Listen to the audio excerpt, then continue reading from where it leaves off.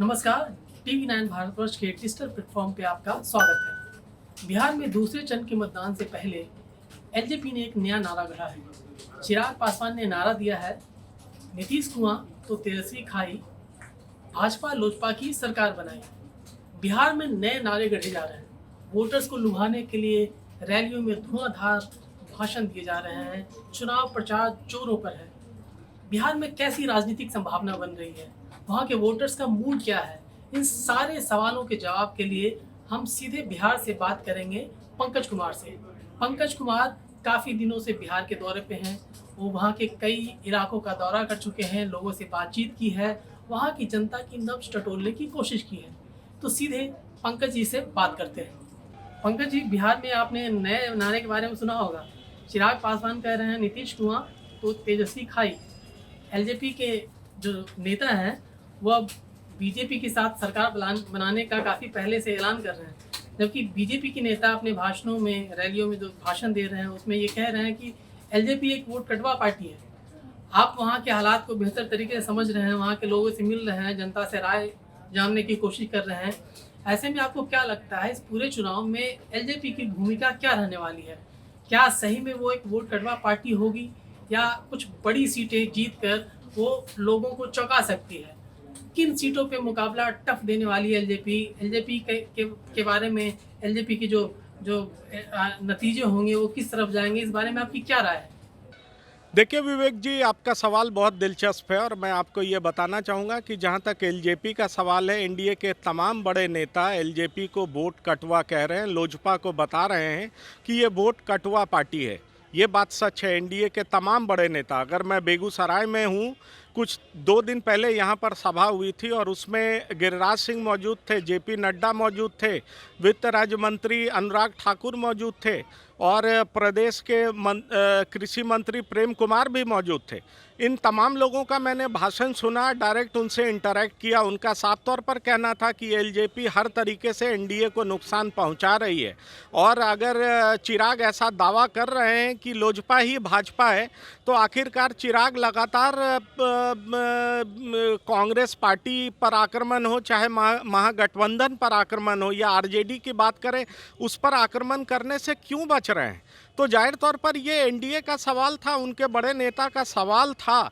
लेकिन मैं आपको ये बताऊं कि कुछ ऐसी सीटें हैं जिस पर साफ तौर पर दिख रहा है कि जिस तरह से एलजेपी डायरेक्ट टक्कर में है, जिस तरह से कुछ जगहों पर त्रिकोणात्मक संघर्ष हो रहा है, कुछ जगह पर वो डायरेक्ट टक्कर में है, चाहे महागठबंधन के साथ ही क्यों ना हो, तो इससे साफ जाहिर हो पाता है कि ज़मीनी हकीकत कुछ और है। ज़मीनी हकीकत ये कहा जा सकता है इन तमाम सीटों पर कि किस तरह से एलजेपी को बीजेपी के कार्यकर्ता वहाँ पर मदद पहुँचा पा रहे हैं। अगर आप चिराग की सभा की भी बात करें तो चिराग की सभा में ये देखने को मिल रहा है कि जिस तरह से भीड़ इकट्ठा हो रहा है उसमें बीजेपी के भी कुछ कार्यकर्ता शिरकत कर रहे हैं। कहा जा रहा है कि बीजेपी के वोटर्स भी शिरकत कर रहे हैं और ये मान रहे हैं कि लोजपा ही भाजपा है।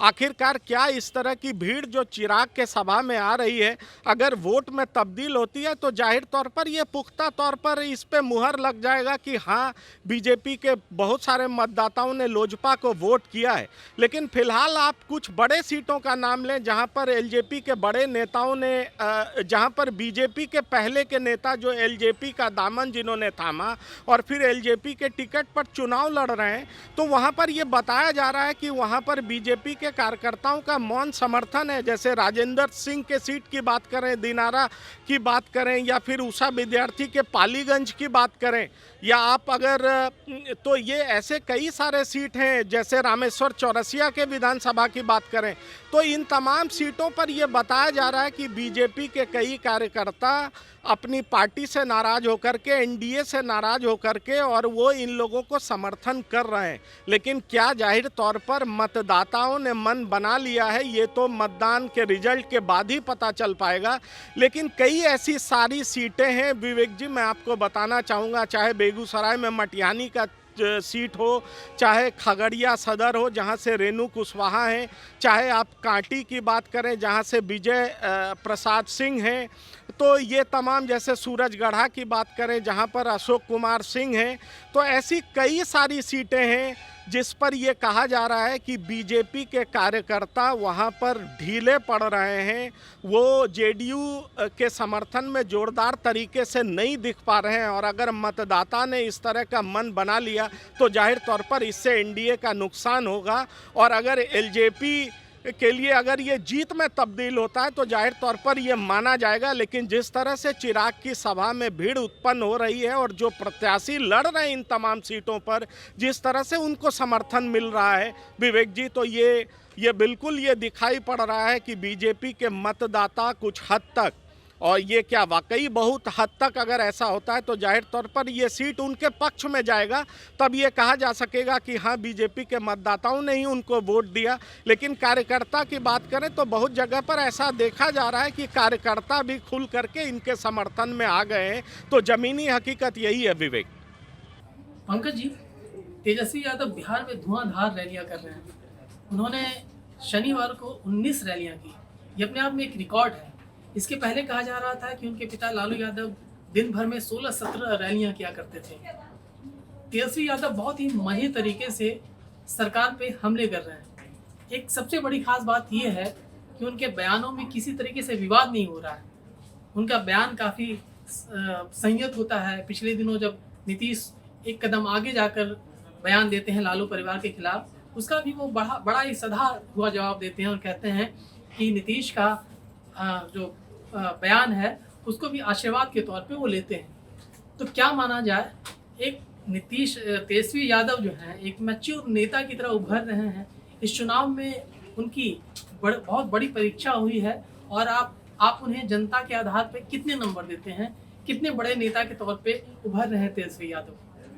देखिए, आपने जहां तक तेजस्वी यादव की बात की विवेक जी, मैं आपको ये बताऊं कि जैसे उम्र के साथ तेजस्वी मैच्योर्ड हो रहे हैं ये माना जा सकता है। तेजस्वी की आप तमाम रणनीति पर ध्यान दें तो जिस तरह से तेजस्वी लगातार जो है सभाएं कर रहे हैं, और यहाँ तक मैं आपको बताऊं कि अपने पिता तक का रिकॉर्ड उन्होंने तोड़ दिया है। कई सभाएं करते हैं और कुछ ही मुद्दे उठाते हैं जिसमें बेरोजगारी अहम होता है, महंगाई अहम होता है, युवाओं को लुभाने के लिए तमाम कार्यक्रम वो कर रहे हैं और वो साफ तौर पर कहते हैं कि 10 लाख लोगों को वो रोजगार देंगे। तो इस तरह की वो बातें करते हैं जिसको लोक लुभावन कहा जा सकता है।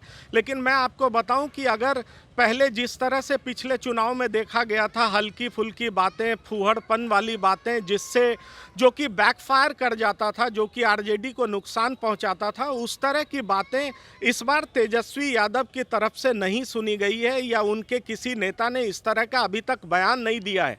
हाँ, एक दो घटना जरूर है जिसको लेकर के काफ़ी चर्चा हुई। अगर हम सहरसा की बात करें तो सहरसा में जिस तरह से तेजस्वी यादव ने ये कह दिया था कि पहले किस तरह से लोग जो गरीब लोग हैं बाबू साहब के आगे सीना तान कर खड़े होते थे, ये इस मुद्दे को काफ़ी एनडीए ने उछाला और एनडीए ने कहा कि किस तरह से तेजस्वी अभी भी जाति पाति की राजनीति कर रहे हैं और अगर सत्ता में आए तो वो किस तरह से इसको बढ़ावा देंगे। और दूसरा बात करें, एक घटना जहां एक अपनी सभा में एक कार्यकर्ता उनके साथ सेल्फी लेना चाह रहा था तो उसको उन्होंने जिस तरह से धक्का दिया, वो वीडियो काफ़ी वायरल हुआ था। इसकी भी उनकी कड़ी निंदा हुई। लेकिन इन दो बातों को अगर आप हटा दें तो अगर उनका कंडक्ट आप देखें तो ये जरूर दिखता है कि वो अपने मुद्दे को प्रमुखता से रख रहे हैं, आगे रख रहे हैं, लोक लुभावन बातें जरूर कर रहे हैं क्योंकि वो आरजेडी के स्टार कैंपेनर की तरह प्रचार कर रहे हैं और वो जनता की नब्ज को पकड़ना चाहते हैं। जाहिर तौर पर अगर ये भीड़ वोट में तब्दील होता है तो ये सेहरा उनके सिर पर जरूर बंधेगा कि उन्होंने जो है भीड़ को वोट में तब्दील करने का काम किया।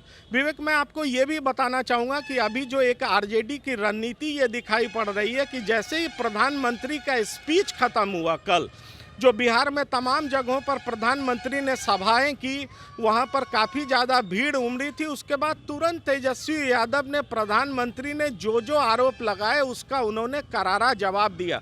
तो आरजेडी की रणनीति देखें, तेजस्वी यादव की रणनीति देखें तो ऐसा लग रहा है कि ज्यों-ज्यों राजनीति में उनका अनुभव बढ़ता जा रहा है तो वो मैच्योर्ड जरूर होते जा रहे हैं। तो इस बात से इनकार नहीं किया जा सकता कि ज्यों-ज्यों वो अनुभवी हो रहे हैं उनका मैच्योरिटी भी दिखाई पड़ रहा है। विवेक, पंकज जी, इस चुनाव में बेरोजगारी सबसे बड़ा मुद्दा बन के उभरा है।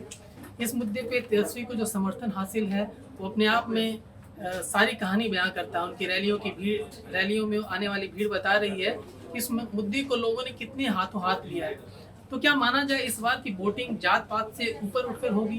क्योंकि बिहार में जाति एक हमेशा से बड़ा फैक्टर रहा है, लेकिन इस बार बेरोजगारी के मुद्दे पे, प्रवासी मजदूरी के मुद्दे पे जिस तरीके से तेजस्वी को समर्थन मिल रहा है, उसका मतलब क्या निकाला जाए कि इस बार जात पात का जो फैक्टर है, जाति का फैक्टर टूटेगा, जनता सिर्फ एक मुद्दे पे आकर वोट करेगी? आपको क्या लगता है? देखिए, मैंने तेजस्वी का कई सभा अटेंड किया विवेक, मैं आपको बताना चाहूँगा, और मैंने कई सभाओं में सिमिलैरिटीज़ पाया। उनके जो मुद्दे हैं वो बेहद सिमिलर ही दिखते हैं। हर सभा में वो वही बात कर रहे हैं और काफ़ी प्रमुखता से वो बेरोजगारी का मुद्दा उठा रहे हैं। और मैं आपको बताऊं कि उनकी सभा में अच्छी खासी भीड़ आ रही है और वो भीड़ जैसे ही वो बेरोजगारी की बात करते हैं तो ज़बरदस्त रिस्पॉन्ड करती है। हाँ, ये बात ज़रूर है कि क्या ये भीड़ वोट में तब्दील हो पाएगा, ये एक बड़ा सवाल है। ये तो रिजल्ट के बाद ही मालूम पड़ पाएगा। लेकिन मैं आपको बताऊं कि बेरोजगारी का जो सवाल है और जो उनकी सभा में लोग आते हैं, जैसे ही वो बेरोजगारी की बात करते हैं और परीक्षा शुल्क माफ़ करने की बात करते हैं, इस पे जनता की तरफ से शोर बहुत उठता है। जो यूथ हैं, जो युवा हैं, इस बात को बहुत अच्छे तरीके से लेते हैं और ज़बरदस्त रिस्पॉन्ड करते हैं विवेक।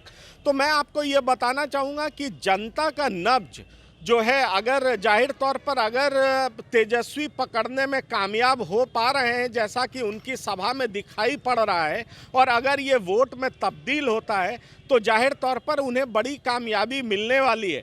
लेकिन मैं आपको विवेक पहले भी कहता रहा हूँ कि बिहार का पॉलिटिक्स आप एकदम जाति को दरकिनार करके नहीं देख सकते और कर भी नहीं सकते। तो ये देखना दिलचस्प होगा कि क्या ये बेरोजगारी का मुद्दा अक्रॉस द पार्टी लाइंस जा रहा है, क्या लोग अक्रॉस द कास्ट लाइंस जा पा रहा है। विवेक, माफ़ करिएगा, मैं ये कहना चाह रहा हूँ कि क्या ये अनएम्प्लॉयमेंट का मुद्दा, बेरोजगारी का मुद्दा अक्रॉस द कास्ट लाइन जा रहा है क्या? युवा, हर जाति के युवा क्या उनको उस तरह से भरोसा कर पा रहे हैं क्या? ये देखना दिलचस्प होगा और ये नतीजा के बाद ही पता चल पाएगा। लेकिन आप उनकी सभा की बात करें तो जैसे ही तेजस्वी बेरोजगारी की बात करते हैं तो जाहिर तौर पर लोगों का रिस्पांस ज़बरदस्त मिलता है। अब ये देखना होगा कि तेजस्वी की इन बातों का भरोसा अति पिछड़ों में कैसा है। अति पिछड़े जाति के जो युवा हैं वो इसको किस तरीके से देख रहे हैं, अगड़ी जाति के जो युवा हैं वो इसको किस तरह से देख रहे हैं, या इवन उनका माई समीकरण जो है जिसके लिए ये आरजेडी जाना जाता है, क्या वो इंटैक्ट है? ये तमाम सवाल का जवाब रिजल्ट के बाद ही पुख्ता तौर पर मिल पाएगा। लेकिन तेजस्वी की सभा की बात करें तो हर सभा में तेजस्वी की सभा में आप देख पाएंगे, और ये मैंने देखा है कि अनएम्प्लॉयमेंट का मुद्दा प्रमुखता से उठता है और उनको रिस्पांस भी बहुत ज़बरदस्त मिल रहा है। विवेक, पंकज जी, प्रधानमंत्री मोदी ने दूसरे चरण के प्रचार में 7 रैलियां की हैं। इन सभी रैलियों में उन्होंने लालू के जंगल राज की भरपूर आलोचना की है, कई हमले किए हैं। उन्होंने 15 साल के लालू यादव के राज की याद दिलाई है लोगों की। लेकिन एक खास बात यह है कि इन्होंने अपने भाषणों में कभी नीतीश सरकार का जिक्र नहीं किया, वो बार बार एनडीए सरकार का जिक्र करते हैं। इसी तरीके से बीजेपी के नेता नीतीश से ज़्यादा प्रधानमंत्री मोदी के चेहरे पे वोट मांग रहे हैं। ये क्या किसी नई संभावना का संकेत है कि आने वाली नई रणनीति के तहत में ऐसा किया जा रहा है? बीजेपी के नेता प्रधानमंत्री मोदी को जो आगे रख के वोट मांग रहे हैं, या फिर जो विज्ञापन निकाला जाता है उसमें बीजेपी के विज्ञापन में सिर्फ प्रधानमंत्री मोदी का चेहरा दिखता है, नीतीश का नहीं। तो ऐसे में आपको क्या लगता है, इस रणनीति के पीछे क्या वजह हो सकती है? देखिए, जहाँ तक आप बीजेपी के स्ट्रैटेजी की बात करें तो जाहिर तौर पर प्रथम चरण के मतदान के बाद जो तमाम सर्वे आ रहा है, चाहे वो सोशल मीडिया पर आ रहा हो या तमाम लोग इस तरह की बात करने लगे हैं कि प्रथम चरण में महागठबंधन लीड ले रहा है। तो मैं इसके साथ ही एक बात बताना चाहूँगा विवेक की जो दूसरा चरण है वो एनडीए के लिए बेहद इम्पॉर्टेंट है। और आप देखें तो यहाँ पर जो बीजेपी के उम्मीदवार जो जीते हैं, जो पिछली बार जीते हैं, वो ज़्यादा संख्या पर हैं, तकरीबन 25 से ज़्यादा हैं। उसके बाद जेडीयू के हैं। तो इस बार बीजेपी और जेडीयू एक साथ लड़ रही है। जहां तक 15 साल से नीतीश कुमार का शासन है, तो जाहिर तौर पर एंटी इनकम्बेंसी भी एक फैक्टर है। कई जगह पर ऐसा जरूर है कि नीतीश कुमार के खिलाफ नाराजगी देखी जा रही है, लोग परिवर्तन की बात कह रहे हैं। वहीं पर अगर प्रधानमंत्री की बात करें, नरेंद्र मोदी की बात करें, तो उनके लिए अभी भी लोगों के दिल में लाइकिंग्स है। लेकिन 15 साल से नीतीश कुमार शासन में हैं, तो उनके लिए एंटी इनकम्बेंसी होना लाजमी है। पर वो किस एक्सटेंट तक है, ये तो रिजल्ट के बाद समझ में आएगा। शायद इसी चीज़ को समझते हुए, और दूसरा चरण है जिसमें वो ज़्यादा बीजेपी सीटें लड़ रही है, बीजेपी का ज़्यादा प्रभाव है, तो जाहिर तौर पर बीजेपी को आगे रख रही है, प्रधानमंत्री को आगे रख रही है, ताकि प्रधानमंत्री की लोकप्रियता का, बीजेपी के प्रभाव का ज़्यादा से ज़्यादा फायदा मिल सके। जाहिर तौर पर इसीलिए जो प्रधानमंत्री आए हैं, वो लगातार अपने आप को, उन्होंने जितनी भी सभा की है, बीजेपी को आगे रखा है, अपने को आगे रखा है, और डायरेक्ट अपने भाषणों के जरिए उन्होंने लोगों के दिल को छूने का प्रयास किया है। उनको एक बार फिर पूरी तरह से अपनी ओर आकर्षित करने का कोशिश किया है। जाहिर तौर पर प्रधानमंत्री बड़े ज़बरदस्त मोबिलाइज़र हैं, क्राउड पुलर हैं, उनको माना जाता है। और ये एनडीए मान भी रही है कि प्रधानमंत्री की सभा का ज़बरदस्त रिस्पांस मिला है। लोग फिर से एक मुश्त होकर के, गोलबंद होकर के एनडीए के पक्ष में मतदान करेंगे, ऐसा बीजेपी और एनडीए का सोचना है। मैं आपको ये बताऊं, क्योंकि देखिए एनडीए की एक खास बात ये है कि जो अभी तक उनके पक्ष में जो मतदान करते रहे अति पिछड़ा वर्ग, वो साइलेंट वोटर्स होता है विवेक। वो बहुत रिएक्शनरी नहीं होता, वो सड़क पर नहीं आता, वो बहुत ज़्यादा वोकल नहीं होता है। तो उसका रुख और रुझान क्या है, वो अलग अलग विधानसभा में किस तरह से उन्होंने रिएक्ट किया है, वो तो जाहिर तौर पर, पुख्ता तौर पर रिजल्ट के बाद ही पता चल पाएगा। लेकिन मैं आपको ये बताना ज़रूर चाहूँगा कि पहले चरण के बाद बीजेपी ने थोड़ा अपने स्ट्रैटेजी में तब्दील ज़रूर किया है, अपनी पार्टी को आगे रखा है और प्रधानमंत्री को आगे रख करके ज़्यादा से ज़्यादा लोगों को अपनी और आकर्षित करने का कोशिश किया है। जाहिर तौर पर अगर एंटी इनकम्बेंसी फैक्टर है, तो उसका नुकसान ना हो और एनडीए को इससे ज़्यादा से ज़्यादा फायदा मिल सके। जी विवेक। पंकज जी, दूसरे चरण में 17 जिलों में 94 सीटों पे विधानसभा के चुनाव होने हैं। इसमें इस चरण के चुनाव में तेजस्वी यादव और तेज प्रताप दोनों की किस्मत का फैसला होना है। आपको क्या लगता है कि इस चरण में वो कौन सी सीटें हैं जिन पे जनता की नज़र रहेगी? वो एनडीए के लिए ये चरण का चुनाव कैसा रहने वाला है? कौन सा फैक्टर काम करने वाला है? आप उस ज़मीनी स्तर से वाकिफ़ हैं, वहाँ के लोगों से आपने लगातार बात की है। आपको क्या लगता है कि इस चरण में क्या चीज़ें होने वाली हैं? देखिए, दूसरे चरण का मतदान होने वाला है, कल ही मतदान है। और मैं आपको ये बता दूं कि हाई प्रोफाइल सीट्स कई हो चुकी हैं, क्योंकि एलजेपी के एंट्री के बाद कई विधानसभा में समीकरण बदल चुका है। हाँ, ये बात सच है कि 94 विधानसभा में होने वाला चुनाव एनडीए के लिए बेहद अहम माना जा रहा है। ये बात भी सच है कि इसी चरण में लालू जी के दो बेटे का जो विधानसभा क्षेत्र है, वहाँ भी चुनाव होना है। वो राघोपुर है और वो तेज प्रताप यादव का भी चुनाव क्षेत्र है। तो और कई कुछ मंत्री भी इस बार खड़े हैं जिनके भाग्य का फैसला होना है। तो जाहिर तौर पर विवेक, अगर मैं आपको बताऊं कि ये चरण, अगर आप इस तरह से भी देखें, पिछले विधानसभा का रिजल्ट देखें, तो आप ये देखेंगे कि इस विधानसभा में 25 से ज़्यादा, इस बार 25 से ज़्यादा विधायक, सिटिंग एमएलए बीजेपी के हैं। जो बीजेपी का सीट है, तो जाहिर, तो उसके बाद अगर जेडीयू की बात करें तो तकरीबन 20 से ज़्यादा सीट जेडीयू का भी है। तो जाहिर तौर पर अगर 94 में इतनी सारी सीटें हैं तो बीजेपी जरूर चाहेगी कि इन तमाम सीटों पर, इससे ज़्यादा सीटों पर बीजेपी जीते। और जिस तरह से सर्वे आया है, कुछ सर्वे ने ऐसे बताया कि पहले चरण में महागठबंधन को बढ़त है, तो जाहिर तौर पर बीजेपी इसमें लीड हासिल करना चाहेगी, क्योंकि कई सारे ऐसे विधानसभा सीट हैं जहां पर बीजेपी का दबदबा रहा है, बीजेपी वहां जीतती रही है। तो बीजेपी यहां पर और एनडीए यहां पर बढ़त बना करके जाहिर तौर पर जो है सत्ता में वापस आना चाहेगी। इसलिए अगर दूसरे चरण को हम देखें तो दूसरे चरण जहां पर कि 94 विधानसभा में मतदान होना है, जो कि 3 तारीख को होना है, तो जाहिर तौर पर यह माना जा रहा है कि एनडीए के लिए बेहद इम्पॉर्टेंट है और यही चरण जो है डिसाइड कर देगा कि आखिरकार सत्ता में एनडीए वापस हो रहा है या फिर ये बढ़त जो है सो महागठबंधन को मिलता जा रहा है। क्योंकि इसके बाद रुझान आएगा, लोगों का मन टटोला जाएगा और उसके बाद ये समझा जा सकेगा कि जाहिर तौर पर सत्ता में वापसी एनडीए क्या कर पा रही है या सत्ता जो है एनडीए से खिसक करके महागठबंधन के हाथ में जा रही है। तो इसलिए ये माना जा रहा है कि एनडीए के लिए ये बेहद इम्पॉर्टेंट है, अति महत्वपूर्ण है। विवेक, शुक्रिया पंकज। बिहार चुनाव का रण दूसरा चरण तक आते आते दिलचस्प हो चुका है। 7 नवंबर को तीसरे चरण का मतदान होगा, 10 नवंबर को चुनाव के नतीजे आएंगे।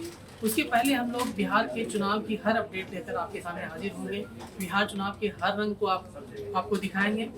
फिलहाल देश और दुनिया की बाकी खबरों के लिए देखते रहिए TV9 भारतवर्ष। परवाह देश की, सोमवार से शुक्रवार रात 10 बजे TV9 भारतवर्ष पर।